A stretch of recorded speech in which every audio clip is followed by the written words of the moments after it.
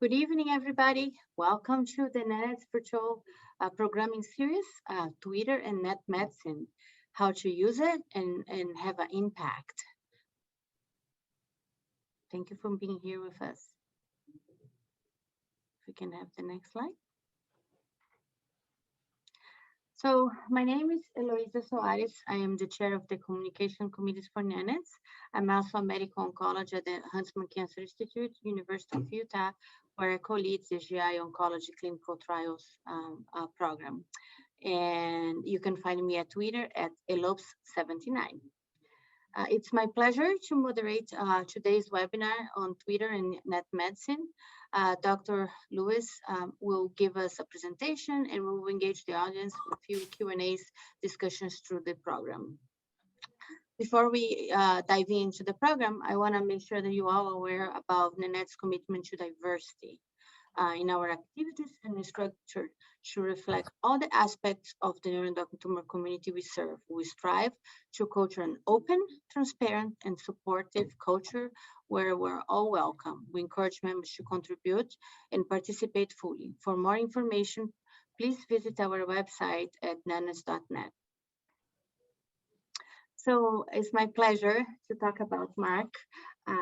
Mark will be leading today's program on Twitter and Net Medicine. He's the director of GI Oncology at the Intermountain Healthcare. And during this presentation, Mark will have two Q&A sessions. Please place your questions on the chat box to moderate the discussion. I have to also say that Dr. Lewis is an amazing colleague and human being and physician. So it's such an honor to have him do this presentation. And he's also a neighbor because we're in the same city. So with that said, let's start. Dr. Lewis, the floor is yours. Thank you, Dr. Soares. That was such an effusive welcome, and I'm so privileged to give this talk tonight on topics, frankly, that combine many of my passions. I am deeply invested in the neuroendocrine tumor community and the work of NANETS, and I'm also a huge believer in sort of grabbing hold of these remarkable modern digital tools that we have to improve our powers of communication.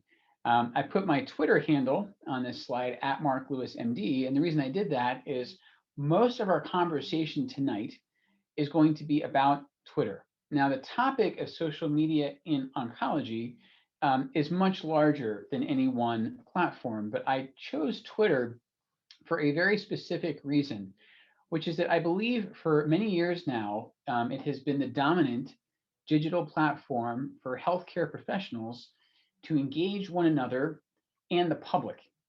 That last part is so crucial. I want to be very clear that Twitter, one of its advantages, although a reason some people are tentative to use it, is its openness.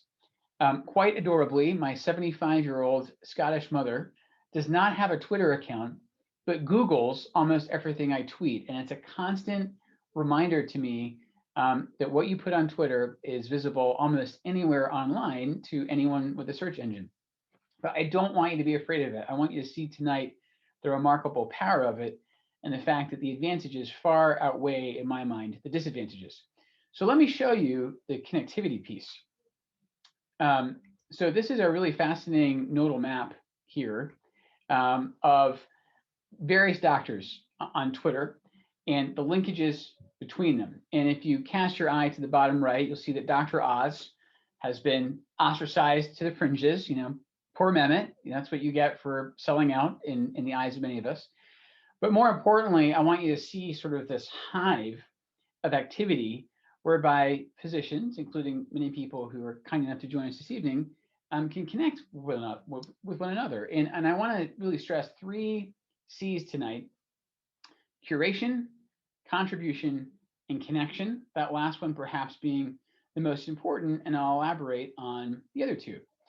I also want to highlight, especially in the era of the COVID pandemic, the opportunity to attend conferences virtually. And I don't just mean the conference proper, I mean that these sort of meta meetings now that happen in conversation on Twitter around the actual conference, whether that's virtual or hopefully one day we'll get back to in person.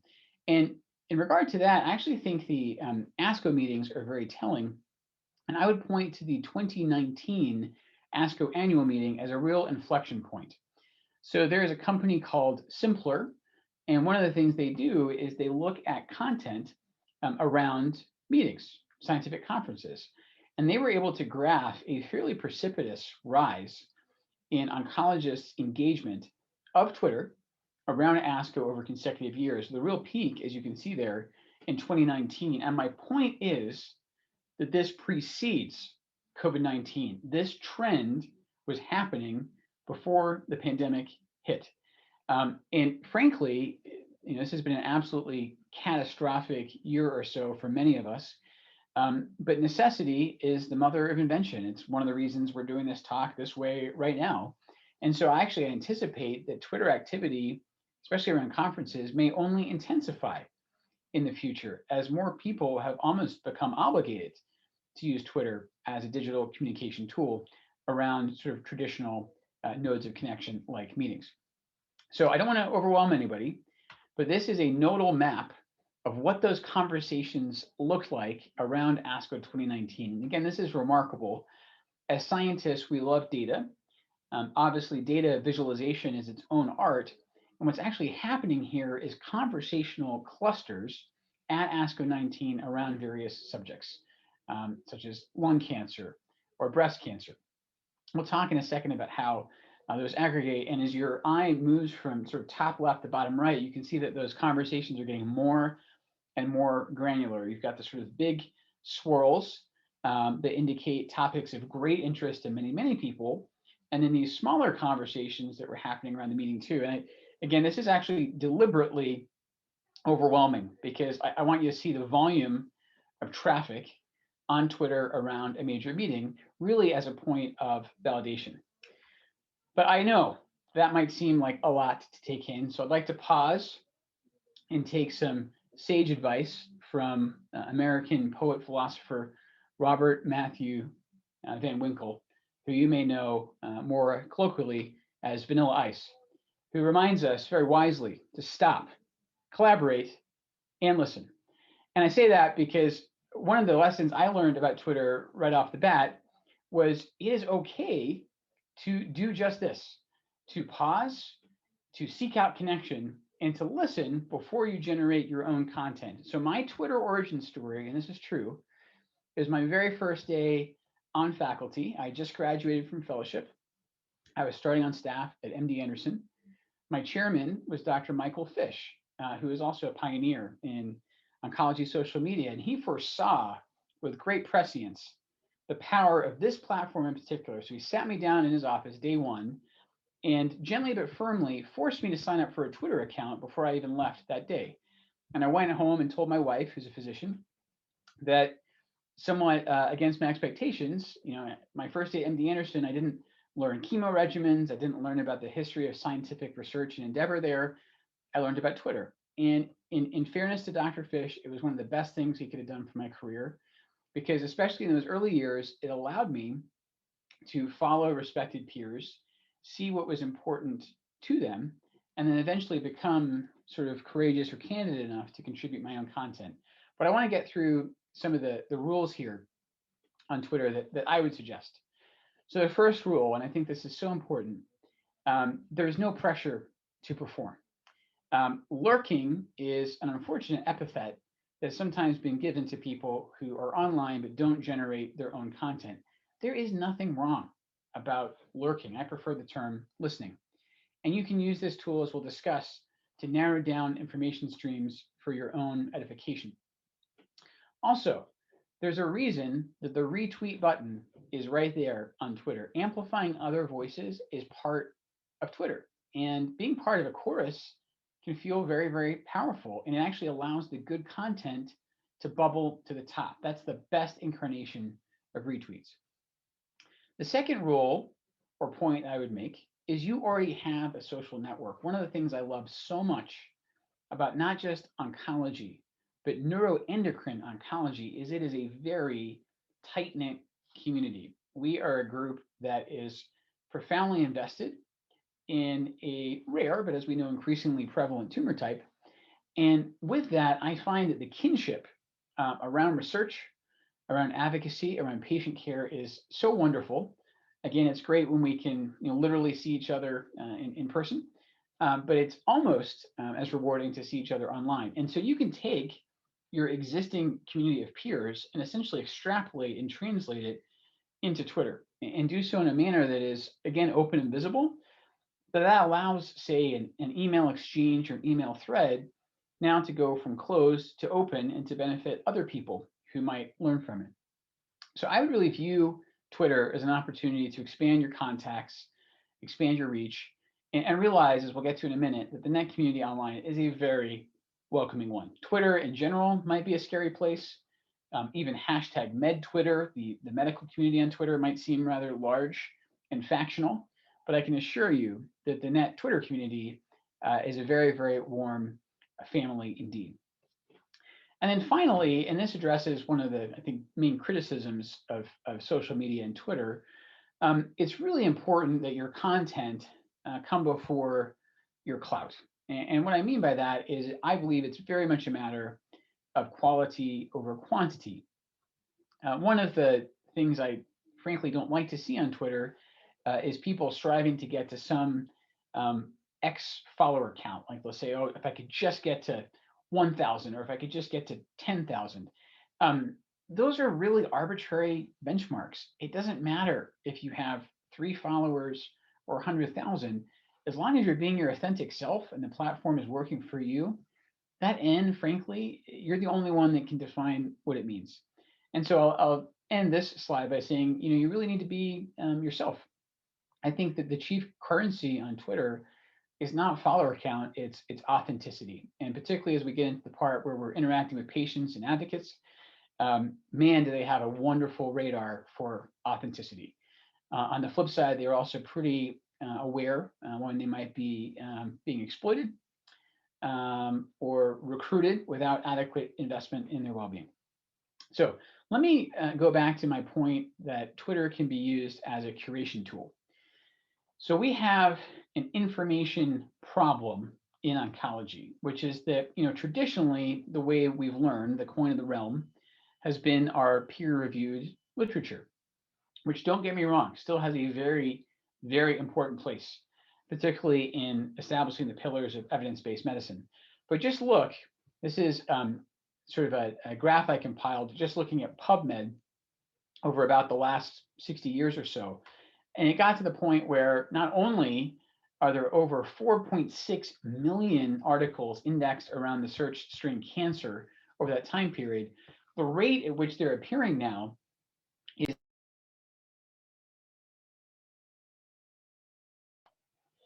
which is just a staggering volume. Sorry, I think I may be muted. Hold on one second. Okay. So the metaphor I would use here is this is like going from a fire hose of information to a refreshing stream. So what you want here is you want your feed to be giving you the information you need without inundation. And I think that's so important. One way you can narrow down the traffic, if you will, on Twitter is to use hashtags. And so I want to give due credit here to our advocates who are really the first authors, if you will, of hashtags. And again, we have to give proper credit to the breast cancer community, who in many ways have been pioneers in social media around oncology. So a decade ago, breast cancer advocates started a hashtag BCSM. So you're seeing that number sign there and then those letters. So that stands for breast cancer social media. They did some fascinating early qualitative work showing that patients and advocates who engaged on this hashtag, on this community, had less anxiety. It was anxiolytic because they were finding other people like them, and they were also surfacing reliable information that they could trust. And that lessened apprehension. Shortly thereafter, the brain tumor social media group established their own hashtag. And then after that, there were really a host of other hashtags that surfaced. Many of these were organic. Some were developed with specific criteria. So the criteria that were sort of recommended around this hashtag ontology where they be disease specific, they be short, unique, or at least minimally used on Twitter otherwise to avoid disambiguation, and that they end in SM or social media, which again reminds everybody, is prompts them to remember this is public. And you can see there a perhaps overwhelming list, and actually not even a comprehensive list of social media hashtags around tumor types. Now I'll point out on this particular list, neuroendocrine tumors are not represented for whatever reason, and we can even discuss this. Hashtag NetSM has never really seemed to catch on. But regardless, this is just an example to show you that if you're just looking at all of Twitter and have all these tweets coming at you, it is absolutely a torrent, and it can be extremely overwhelming. So one thing that you want to think about is, how do you use hashtags or deploy your own hashtags to have messages be more specific and targeted? Hashtag uptake was relatively rapid. And again, this graph looks not unlike the one I showed you around ASCO meetings and oncologists engaging on Twitter. And the other thing I wanted to show you in this colored graph is that patients, more than any other group, use these hashtags. And so I would really underestimate at our peril the savvy of our patients and advocates. As we know, one of the sort of hallmarks of NET patients in particular is that they are incredibly self-advocating. Many of them have incurred years of delayed diagnosis or misdiagnosis, and I'm not saying that necessarily sows seeds of mistrust, but it does encourage them in this information age to really seek out their own content. And indeed, they know to use the hashtag ontology to do that. So where I think we are now, and I apologize, this text got a little shifted, is we have this Venn diagram of overlap. And I would posit to you, especially as clinician scientists, that we need to take a non-binary approach to our traditional sort of bastion of information, which is the peer-reviewed literature and social media, and think about how we can synergize those two.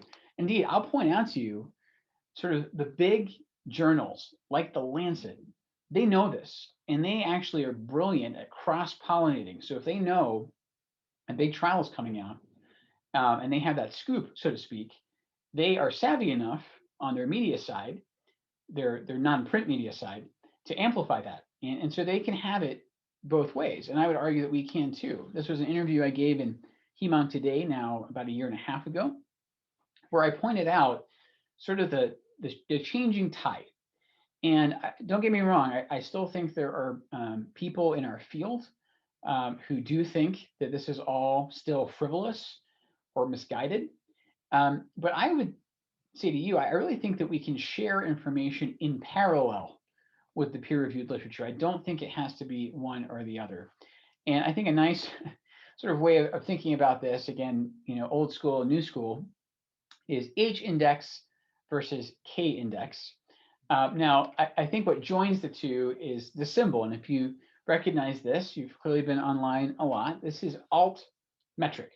So this is one of many tools that looks at the impact of a paper, not just in terms of traditional citation, but in terms of its impact in this larger online ecosystem. So mentions and news articles and retweets and Facebook posts, and this remarkable sort of collation of all these different sources. And so the articles that have the highest altmetric scores are not necessarily the ones that have the highest citations. Now, this does not do away with H index. Again, Elsevier, of all people, were smart enough to realize that you can actually capitalize on altmetric to raise your H index. And H index, as a reminder, is a very traditional way of capturing any given scientist's impact. I have here behind me my silent but remarkable colleague, Dr. Tony Fauci, who has one of the most remarkable H indices of anyone in science. And so just as a reminder, if any given clinician scientist's H index is N, it means they have N number of publications with N number of citations. And so it's a way of sort of determining how much your research has been amplified. Now, if you want to win a Nobel Prize, it said that traditionally your H index needs to be somewhere between, I think, 35 and 70. I think retrospectively, I think Einstein's somewhere around 56. Dr. Fauci is at 220, okay? Now, on the flip side, there is an argument that people on social media have so over-leveraged say, their Twitter presence, that they are now far outpacing the impact that they should be making scientifically. And fairly or unfairly, that is called the Kardashian index. And by the way, I'd like all of you on this call to vouch for me with my wife that the reason I was doing image searches of Kim Kardashian was for this talk. Okay, no other reason. All right, thank you. So the K index is very interesting, and the math here is actually kind of staggering. But basically, it looks at the ratio of followers to citations, multiplies it through this remarkably complicated coefficient, and comes out with a number. Now, before I tell you my number, the author of this paper back in 2014 said anybody with a Kardashian index of over 5, and I'll read it to you, that researcher may have built their public profile on shaky foundations, meaning they are being overvalued and can be considered a science Kardashian, at which point I will reveal to you that my own K index is 286.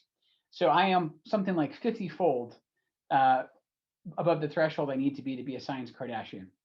Now, I actually, for reasons I'll explain, I'm not ashamed of this. I'm actually kind of proud of this, because most of my profile is not built around productivity in the traditional peer-reviewed literature. I've done that some, but a lot of what I've done is try to be, more personal, and we'll get into the reasons why. So here's my point.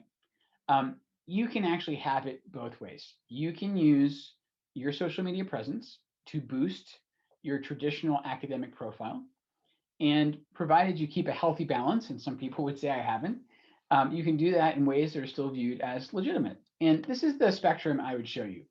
I would say in the last decade, from when Dr. Fish sat me down and said, Mark, you're signing up for Twitter in 2012, until now, until tonight, I've seen it move in this fashion from, frankly, being viewed by many as unprofessional or, again, frivolous, to helpful, to now I would argue, and I realize, I'm an evangelist for this, practically mandatory. I know I couldn't do my job, or at least facets of my job, if I wasn't present on social media. And one of the things I really do is allow it to be my digest of things that I ought to be reading. And who do I rely on to help me amplify those signals? I'm going to show you some of those people. So this is one of the things, when we break in a minute, we're going to allow you to spend a little bit of time either setting up or cultivating your own Twitter account. I will apologize. This is by no means a complete collection of all the different people who are stakeholders in the neuroendocrine Twitter community, okay? I deliberately highlighted just a few so it wouldn't be overwhelming. And you can see their names and their pictures there. And their names, of course, are their Twitter handles, including Dr. Soares.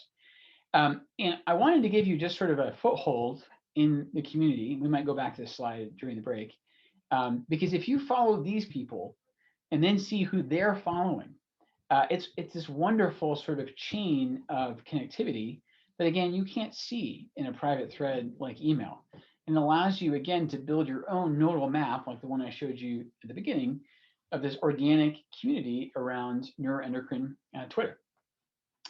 So at this point, Dr. Soares, I believe we're going to take a pause, at least in the slides, allow people who have never signed up for Twitter to do so. I think that'll probably take a couple minutes.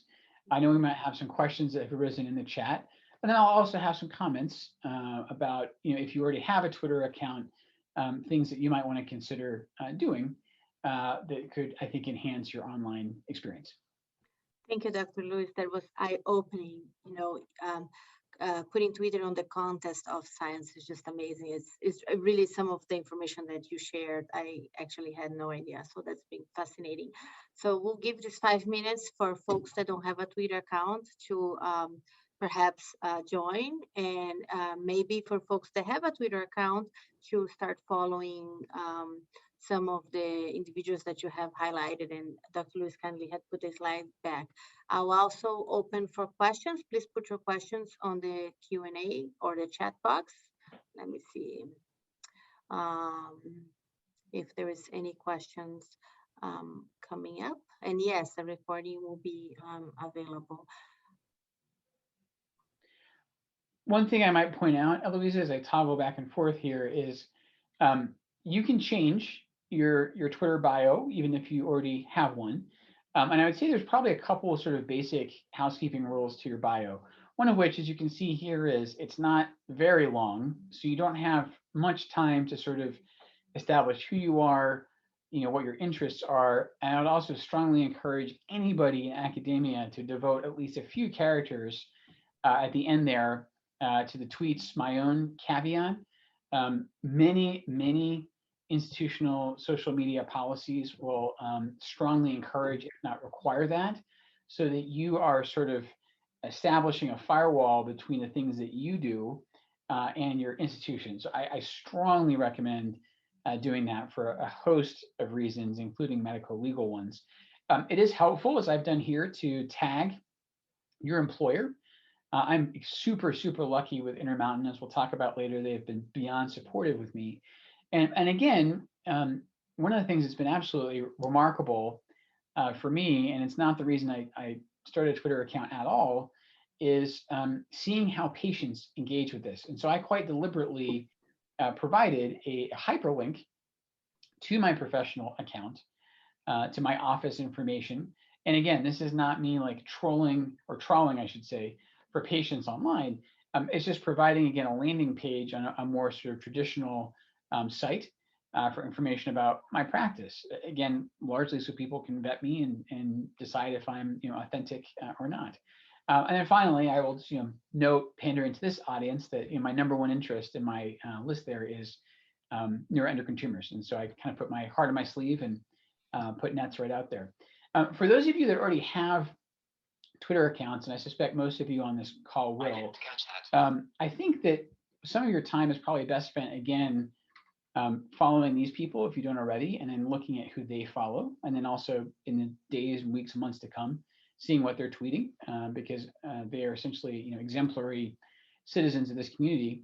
And then also, I couldn't figure out how best to show this to you on the webinar, but there are these third-party software platforms that, to me at least, make Twitter much more digestible. The one I use the most, because my personal computer is a Mac, is an application called TweetDeck. Other people are very fond of a program called Hootsuite. Obviously a play on the Twitter bird. Regardless, what they do and what they allow you to do is sort of break down your Twitter feed into columns, and you get to decide what those columns are. So for instance, there's your notifications, which you're automatically going to be alerted about unless you turn that off. But there's also, say, very specific curated streams that you can set up. You can set it up so hashtag neuroendocrine comes to you whenever that arises. And especially around conferences, it is beyond helpful, because otherwise, even a conference like ASCO, as I showed you earlier, can have thousands of tweets, sometimes around very granular areas that might not specifically interest you, other times around plenary, just absolutely rush hour traffic. And it really helps if you have a software program, so not just logging onto Twitter as a website or as an app on your smartphone, but really an extension of that allows you to narrow down, again, a vast feed into these individual streams. And so I strongly recommend considering that if you haven't done that already. Thank you, Dr. Lewis. Dr. Soares, did you have any other comments or things you want me to touch on here before we advance? No, I think this is great. If anyone is joining for the first time, I'll just encourage them to put their handles on the chat box so we can follow them and start creating. Yeah. That's a fantastic idea. I love that. All right. Well, I'll move on, maybe sort of into like Twitter 201 here, and tell you, how I find it most useful in my life. And my life is both professional and personal online. And again, we'll get into why those overlap so much. Okay. So I had to tell you that for many years, my practice at a conference was to take notes by hand. And the problem with that is my handwriting is so bad that sometimes when I get home and I really could not even decipher my own scribbling. And I had pages and pages of notes, and they weren't readily accessible, and I would lose them or have a hard time referencing them. And then I realized one day, you know what? I can tweet almost literally or selfishly for my own benefit, and then use Twitter as a database I can go back and search, typically by hashtag, but also have my content be visible. And again, I find this so powerful around meetings, and we'll get into the inequities around patients and advocates and their access to online information. But it's actually not a sneaky way to circumvent it, but it is actually, I think, an enabling way to allow more people to participate in any given conference. So again, I'm pretty active in the SWOG cooperative group. And I was attending a SWOG meeting not too long ago, and there was a lot of talk about immunotherapy and immune-related adverse events. And I thought, you know what, this is really something I'm going to want to remember. I'll also point out to you here that I'm signposting back to something in the peer-reviewed literature in JAMA. And again, this is something that from time to time I go back and read. So there I've tagged SWOG, the cooperative group, so at SWOG, and I've used the hashtag SWOGOnc, which is SWOG's specific sort of online designation. And you can find things like that for many of the big groups. And then there have been these moments around meetings that I have felt compelled to invoke popular culture. So here's where things get a little bit more dicey, is that I'm going to use some memes here. I love memes. I have a 10-year-old son who calls himself a meme lord. So to kind of know what he's talking about, I have to keep up with popular culture. This is where tone gets very tricky. And I'll warn you, tone on Twitter is almost impossible to pull off, because especially as an oncologist, if you try to be too serious, too grave, people will tell you to lighten up. And then when you lighten up, people will tell you that, oh my goodness, you're unbecoming of the profession, and how dare you do this. But I would argue that there have been times where things have converged. So for instance, during the 2018 ASCO meeting, the NBA playoffs were happening at the same time. And LeBron James was very, very upset at one of his teammates for a very boneheaded play. And this photo immediately became a meme. At the same meeting, a lot of GI oncologists felt like the plenary session should have highlighted record survival that was reported in pancreas cancer. And these things kind of came together and coincided, and this was my tweet. And again, I know it seems silly, and I know, again, it might seem almost juvenile, but the point was made, and a lot of people agreed with it. And again, what really it allowed me to do was bring home the point that I thought this was sort of headline news and deserved to be amplified. There's other ways of using memes too. So this was to highlight sort of the ambivalence that we were left with after the S1505 data were presented, where still it's sort of dealer's choice among medical oncologists whether to use gemcitabine Abraxane or modified FOLFIRINOX as their neoadjuvant regimen of choice for pancreatic ductal adenocarcinoma. And there again, you can see that I've tagged PancSM, so that's pancreas social media, which might be useful for the NET community too. I tagged the meeting, and I tagged the cooperative group. And so again, it's a silly cartoon.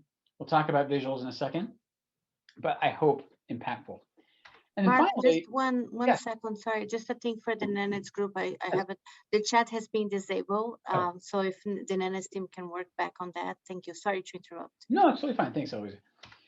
You can also have some fun around conferences. So this was one of the most fun things I got to do, was create a bingo card around ASCO. We know that there are tropes at these meetings, which I do miss actually, now that we're not in real life.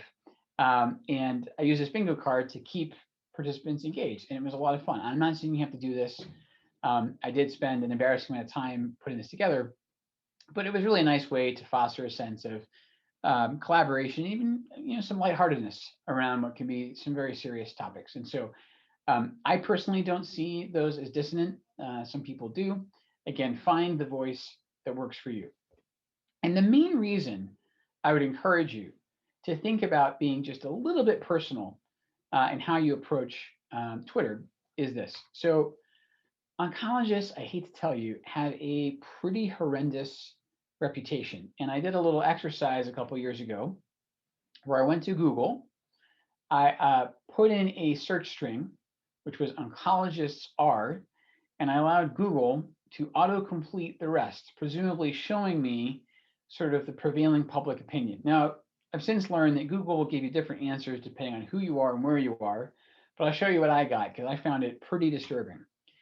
Oncologists are murderers, oncologists are evil, oncologists are confused, and oncologists are criminals. And I think what's happening here is we are being conflated with the many, many years of indiscriminate toxicity from, let's be honest, pretty nasty chemo.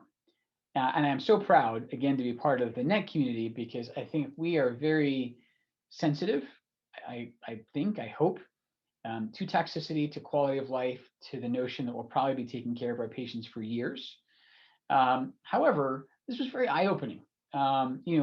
We need, on some level, people to trust us if they're going to come to us and either receive care directly or at least listen to what we have to say in the online community. And you can make the argument that I have sort of sullied my reputation as a serious scientist by doing these sort of silly stunts. But on the other hand, I feel a very strong pull to be human online. And I actually think that my brand, if I have one, is to sort of show myself warts and all. And as we'll get to show myself as a patient too, because I think that without being exploitative, I think that allows me to hopefully establish some sense of investment in the outcome of these people. And so now I am going to get actually a little bit serious, and I'm going to show you the same slide I showed you earlier, but with some additional information. So you'll remember I showed you the uptick in oncologists around ASCO 19. Something very sad was happening at the same time, and that was a downtrend in advocate voices around ASCO meetings. There's a couple different reasons this happens. One of which is to attend an ASCO meeting in person, we all know, requires some cost, opportunity costs. There's the financial commitment of attending the meeting. Sometimes there's the travel, the accommodation. And let's not forget, a lot of our advocates are sick. They're dealing with infirmities and quality of life issues around their illnesses. And so what's happening is you can see here a drop off in the proportion, at least, and the numbers of advocates who are participating in the online conversations around ASCO. And you can see, again, they were the early adopters. They were spiking 2015, 2016, the years after the advent of the hashtag ontology. And then we, the oncologists, were sort of starting to dominate the field. And one of the really heartbreaking but sadly accurate explanations of this was offered by one of the breast cancer advocates, Alicia Staley, who goes by @Stales. And she said, I've been sensing a very cyclical nature for advocacy via social when some advocates pass away. And she basically listed a host of largely breast cancer social media mavens who had died. And that tells me while NETs as a whole may be less aggressive than some of the other solid tumors that we encounter in our practices, we cannot take these people for granted. So I'm going to pivot a little bit and talk about advocates online. And again, I know I'm going to offend somebody because this is not an exhaustive slide, but I just wanted to point out, as you think about expanding your network, I think it actually really makes sense to look at things from the perspective of our advocates. So some of the notable NET advocates online, perhaps the advocate par excellence is Josh Mailman, who goes by @GlobeSeek. He's been very active in the North California carcinoid and NET group. And then, really remarkably, and to his credit, he may have done more to educate patients, at least in the US, about PRT than almost any clinician you care to mention. And Dr. Strasberg, I think, gets a lot of credit for being first author of NET-1, as he should. But I think Josh Mailman has also done a lot to sort of demystify the process of PRT for patients.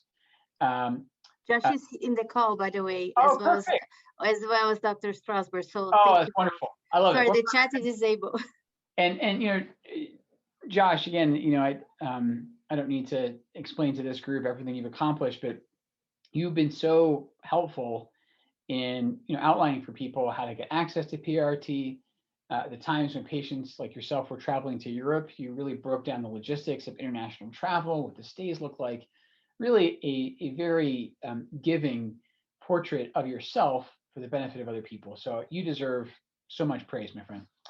The next person I wanted to point out across the pond is Ronnie Allen @RonnieAllen1 or RonnieAllen.net, who's based in the UK and is also very giving of himself, and I think gives very digestible explanations of topics around NETs.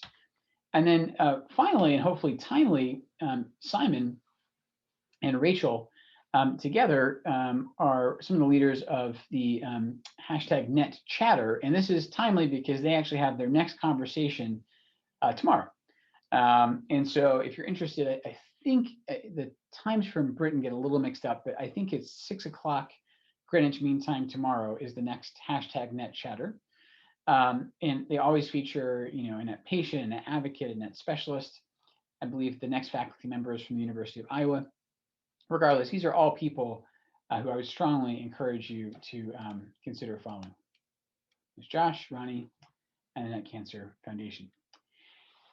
One of the reasons I'm online is this potentially apocryphal quote from the bank robber Willie Sutton. And it said that when he was arrested by the FBI, they asked him, why do you rob banks? And he said, well, that's where the money is. Now, in truth, and I'm not going to delve into this too much tonight, a lot of the patients remain on Facebook. So I'm actually co-moderator of a closed Facebook group. And I have to tell you that even with all the sort of concerns around Facebook, data sharing, Cambridge Analytica, even breaches of privacy around closed groups, the vast majority of our membership, at least in my group, we have not seen a whole lot of attrition because there's a real kinship there. There's a real sense, if not of trust in the platform, then at least in trust in each other. And a lot of conversations will still happen in those groups. And my goal tonight is not to have you go found your own or, heaven forbid, infiltrate something that you don't feel comfortable participating in, because a lot of them are very patient driven and patient forward. But just to realize that there's this whole other sort of meta conversation happening on there that will not be visible to you necessarily on Twitter. Twitter, as I said earlier, as a largely to its benefit, is very, very open and visible to the world. But I wanted to point out to you a very interesting area of disparity because, when I said it earlier with the information age, something like 97% of patients, including net patients, their initial foray into online information is via Google. And when patients are trying to get to primary sources from our literature via Google, almost exactly half of those articles will require special access. And that brings us to this very interesting and telling dialogue that happened again on Twitter, where Ashley Farley was basically sort of pushing back against paywalls and pointing out that not only can individual patients not necessarily afford articles or subscriptions, but there's actually many institutions that can't afford it anymore either in sort of this information economy. And at Mr. Gunn, as you can see there, pointing back that this is an asset that needs to be protected. And you should know something about these two people. So Ashley is the Associate Officer of Knowledge and Research at the Bill and Melinda Gates Foundation. And so one of the Gates Foundation's many sort of hopes is to, again, level the playing field of information, whether that's textbooks that have been, exorbitantly priced or articles that have been cost prohibitive. Mr. Gunn is Elsevier's Director of Scholarly Communications, and I referenced Elsevier earlier.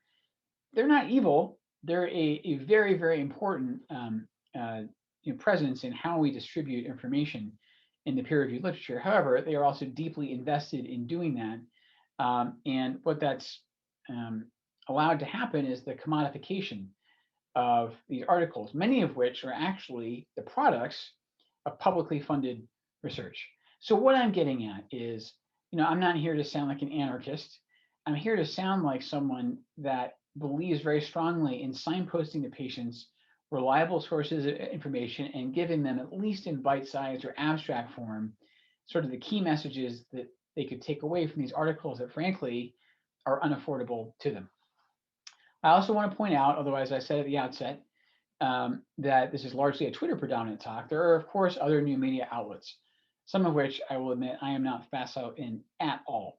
So I picked Instagram, and I picked this Instagram account because Dr. Soares and I, as she mentioned at the beginning, although we could be connected by Twitter across the globe, we're only sitting a couple of miles apart here in Salt Lake City, Utah. And our two institutions, the Huntsman Cancer Institute and Intermountain, actually share a program around adolescent and young adult cancer. It's called HIA, it's the acronym. And as you can see, one of our ways of facing that particular population of young digital natives is on Instagram. And frankly, we get a lot more engagement there than we do necessarily on Twitter or on Facebook. And I think it's kind of a sign of the times. We'll talk about some of the other even more contemporary platforms in a second. I don't want to sound like I'm gaming the system, but I have to tell you my own experience is that visual content gets far more engagement than text only. And again, you obviously have to pair the picture appropriately to whatever your language is going to be. But there's good studies showing that the tweets that have images attached to them get something like 6.5-fold amplified over ones that are text alone. Now, the power of moving pictures. I'm going to show you a man who I admire greatly, both for his fashion sense and his dancing ability. This is Dr. Don Dizon. He is the chair of digital engagement for the SWOG Cooperative Group I mentioned earlier. Don has been an early adopter in oncology around TikTok. Now, this is a platform where I have zero experience. And his videos get something like 12-fold more amplified than text alone tweets. Also, your brain is actually set up to process the visual input of a video faster than a text. And so you can really grab someone's attention very quickly. Perhaps my only foray into this, and I almost can't believe I'm telling you this, is I did a dance video for the Conquer Cancer Foundation a couple years ago to raise money for them. It is not a great testament to my motor skills, but I did learn that even YouTube can be used to get engagement. And so, don't discount the power of the visual and the power of the moving picture over even the still image. So in terms of moving pictures, to have a play on words, I'm going to end by telling you a little bit of a personal story. And this is very much a do not try this at home. So many of you know the reason I'm so invested in neuroendocrine tumors is not just my professional identity, but my personal identity. I'm a patient. I am the proband in my family for multiple endocrine neoplasia type 1. And for almost my entire career, I've had to keep a close eye on my pancreas, to the point that in 2017, I required the Whipple operation. And I thought long and hard about this, and I realized, you know what, as an oncologist, I see so many patients in my practice who are terrified of this surgery. It is a big, big deal. It is a massive rearrangement of organs in the upper GI tract. And I realized I have a few folks who are technically operable, but refuse to do the surgery because it is so fearsome. And I'm a big believer that monsters are more scary in the dark. And the more you can edify and enlighten, hopefully the less intimidating things will become. So I went to my social media department and my surgeon with a proposition. And I said, listen, I am willing to be an open book if you're okay having a social media team in the operating room. And they had remarkable agreement, and they followed me the entire day of my Whipple. And what was really amazing, I'll show you a picture of my wife in a second, she was able to get real-time updates on my progress much faster than the traditional means of the surgeon at intervals coming back and forth and telling the family how the patient's doing on the table. So even for us as a couple, as a patient, as a spouse, actually was quite helpful, which it was one part I actually didn't think about in advance, but was clear after the fact. So they followed me the whole day.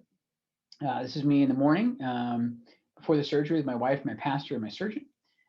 This is one of my favorite pictures ever taken of us as a couple. Pictures say 1,000 words, and I think this one does too. And she was just a remarkable presence for me that day. And again, weirdly enough, some of these images we look back on fondly. This is a point where I wanted to show you, again, the convergence between traditional media and social media. So because this was almost so absurd what I was doing, some of our local TV stations here in Salt Lake City picked up on it and started running with it. And again, it was kind of a wonderful synergy, and it showed me that, again, these two things are not in opposition. They can work together.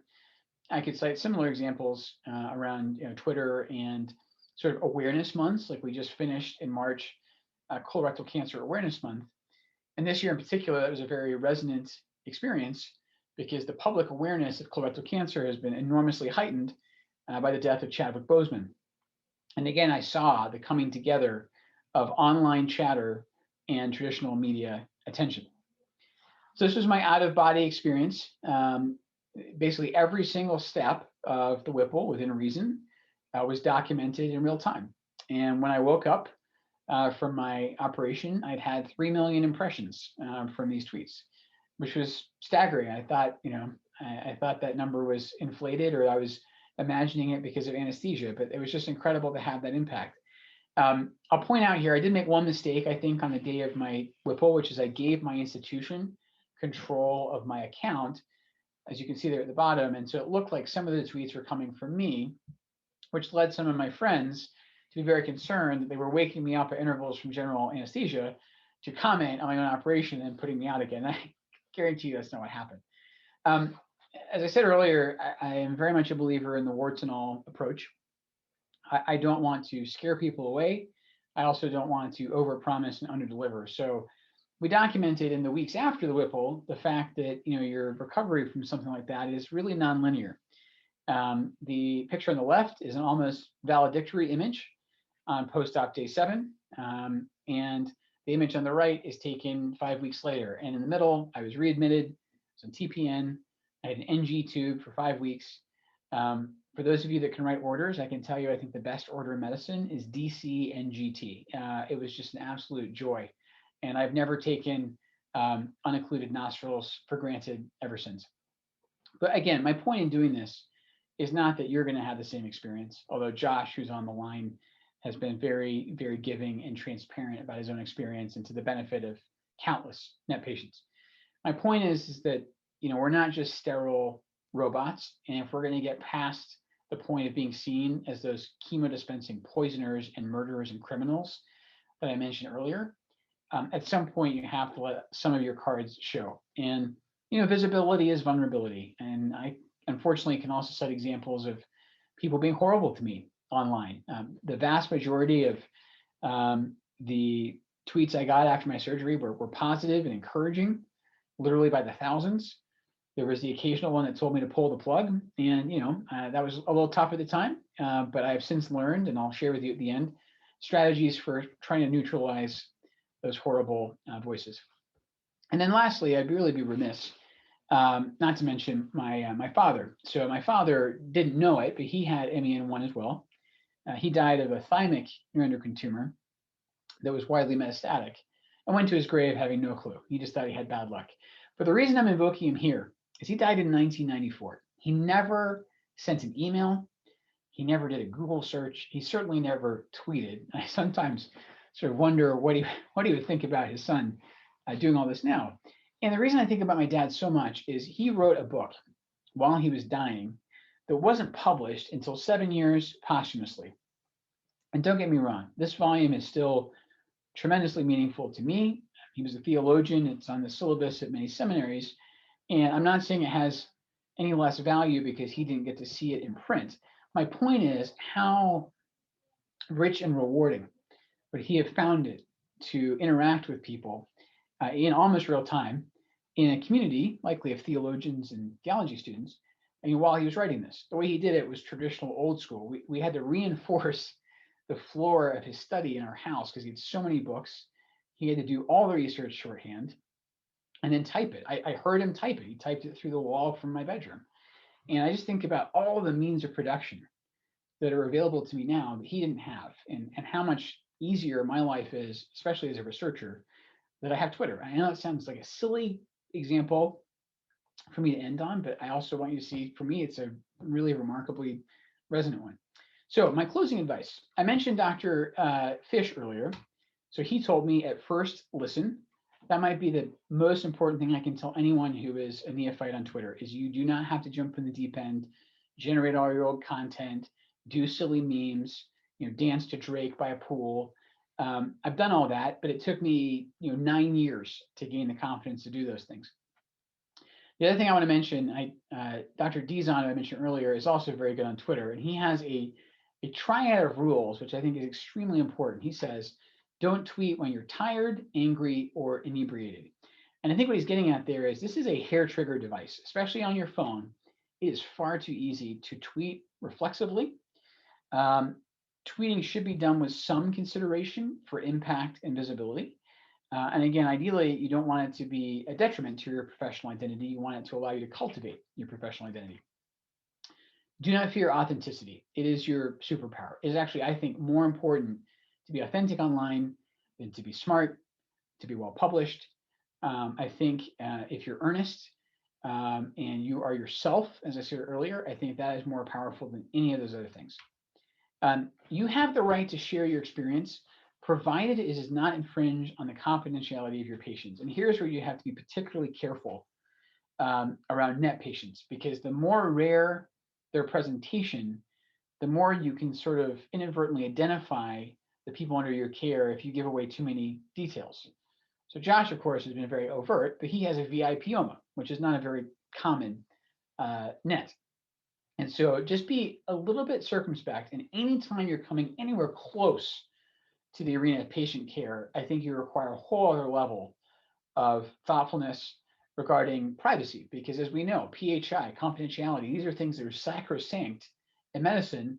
And to be very honest, there's very few ways to lose your job faster in healthcare than to divulge someone else's identity against their will. So that part I would strongly urge you to think about, and especially if you're posting images, you're going to be very, very careful that those don't inadvertently include PHI. Like I said, I would hopefully addend any Twitter bio with the coda tweets your own, but please check your own institutional social media policy. Make sure you're not running afoul of your employer or organization. This part's hard, okay? You have to hold yourself to a higher standard than a lot of the fellow tweeters. So realize that there are some people out there, their whole purpose is just to push your buttons. And it took me forever to learn this, but it is okay to mute, it is okay to block, and it's okay to report. Some of the most egregious responses I've received on Twitter, I've reported to Twitter, and it has eliminated that user from the platform. And I'm not gloating about that, but it was such malice that I didn't want anyone else to have to encounter that. And it just brings the whole tenor of the conversation down. Again, I'll end on a high note. 99+% of my interactions in this platform are and have been positive, and I think you'll find the same. And again, thanks for letting me talk to you tonight. I know there's some things about my Twitter presence that are hopefully not going to be reproduced in your own experience, but I also hope there's some things that will resonate. And again, thank you so much for the opportunity to talk. Please be sure to join us on Wednesday, May 19th at 6 p.m. Eastern Time for the next Standards Virtual Programming webinar, which will actually be talking about mentoring and career development, and will be led by the Mentoring and Career Development Committee. It's a great opportunity to learn about networking and how to foster mentoring opportunities and collaborations between members and even non-members. This is free, and there will be CME credits provided for this webinar. Also, I want to let everybody know that NANETS has postponed the in-person regional events until 2022, and we will be performing or conducting two different regional online web regional meetings, one for the East Coast and one for the West Coast. They will be on May 22nd in the morning for the Eastern one, and for the Western virtual regional program, it will be June 26th in the afternoon. Both of these programs will be CME credit, and it will be very interactive. And we will have a patient-centered program as well for our patients and caregivers, which is super exciting. Again, both of the regional meetings are free for our members. For more information, please log into the NANETS website, where you can find all the information that you need. And the website, once again, is nanets.net. Thank you again. Have a wonderful night, and please tweet away. Good night, everyone.